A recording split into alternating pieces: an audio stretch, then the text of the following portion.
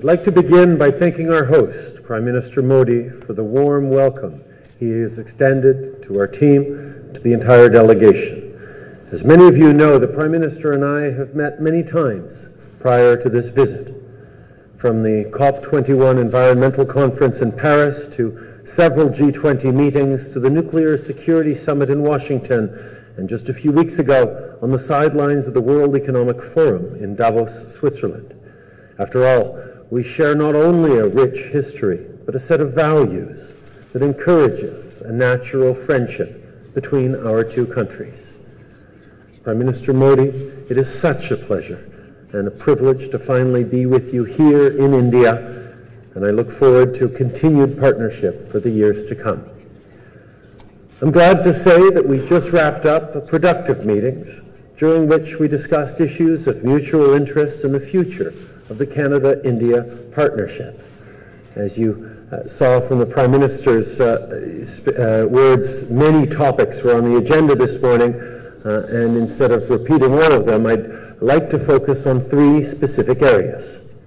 First, we talked about how we can work together to create growth in a way that benefits Indians and Canadians alike. L'Inde est l'une des économies qui connaît la croissance la plus rapide dans le monde. Le pays a su consolider sa position comme puissance économique et chef de file mondial dans les domaines de l'innovation et de la technologie, pour en nommer quelques-uns. Nous avons la chance d'approfondir notre partenariat et de réaliser le potentiel inexploité de nos liens commerciaux tout en renforçant l'autonomisation des femmes. Plus tôt cette semaine, nous avons fait un grand pas dans la bonne direction lorsque j'ai annoncé $1 milliard d'investissements entre le Canada et l'Inde qui mèneront à la création de presque 6 000 bons emplois pour les Canadiens. Earlier this week, we took a major step in strengthening our economic relationship when I announced $1 billion in two-way investments between Canada and India, which will create 5,800 good middle-class jobs back home in Canada.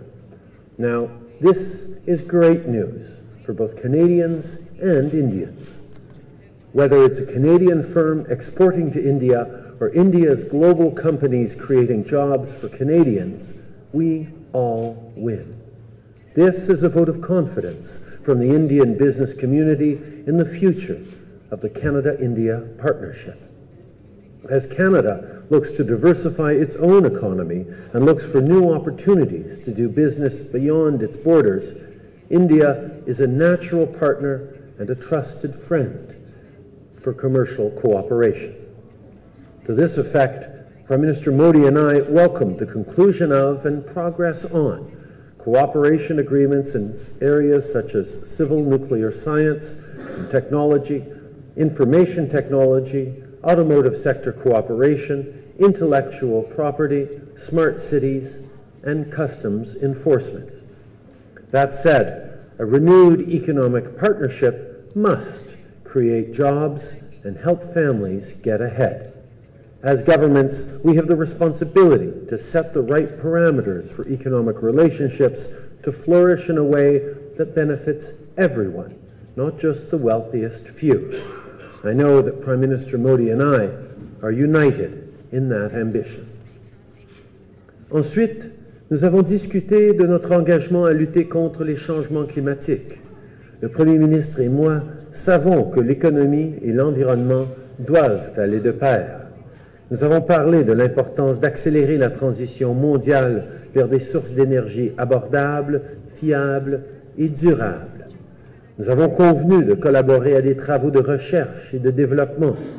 Nous avons aussi décidé d'étendre la portée du dialogue ministériel Canada-Inde en matière d'énergie à tous les secteurs énergétiques qui pourraient faciliter l'accès à de l'énergie propre en vue de la 4e réunion qui aura lieu cet automne au Canada. Soyons clairs, les changements climatiques représentent le plus grand défi de notre époque. Le Canada et l'Inde ne sont pas seulement en position d'agir, on peut mener la charge sur la scène internationale. Nous restons fermement résolus à mettre en œuvre l'accord de Paris dans son intégralité pour que nos enfants et nos petits-enfants puissent profiter de tout ce que notre monde aura à leur offrir, et ce, pendant des générations. Lastly, we discussed deepening and strengthening people-to-people ties. Canada is home to more than 1.3 million people of Indian descent. India and Canada are united not only by their common ambition to create more opportunities for people to get ahead, but by a shared set of values. Values like respect for the democratic tradition, pluralism, and diversity. But while our history is something we can all be proud of, I am most inspired by the prospect of our shared future. The youths of Canada and India are growing closer every day, and that gives me great hope in what we will be able to achieve in the years to come. Last year, about 125,000 Indian students chose to pursue their studies in Canada, making India the second largest source of international students for Canada's universities, colleges, and schools, and we expect this record number to keep growing in 2018. Ce n'est là qu'une des façons dont le Canada et l'Inde se rapprochent de plus en plus à chaque jour. Ces étudiants deviennent rapidement des ambassadeurs de la relation qui unit le Canada et l'Inde, puisqu'ils nouent des liens durables entre nos pays. Après cette visite d'une semaine, je peux dire avec certitude que mon gouvernement est plus déterminé que jamais à élargir et approfondir les liens entre le Canada et l'Inde. Et les 11 visites que nos ministres ont effectuées durant les 2 dernières années en témoignent. So I am pleased with the important progress we've made on issues of mutual interest during our meetings. Once again, I want to thank our host, my colleague, Prime Minister Narendra Modi, for his hospitality, and of course, thank you all again for joining us today. Merci beaucoup. Thank you, Excellency.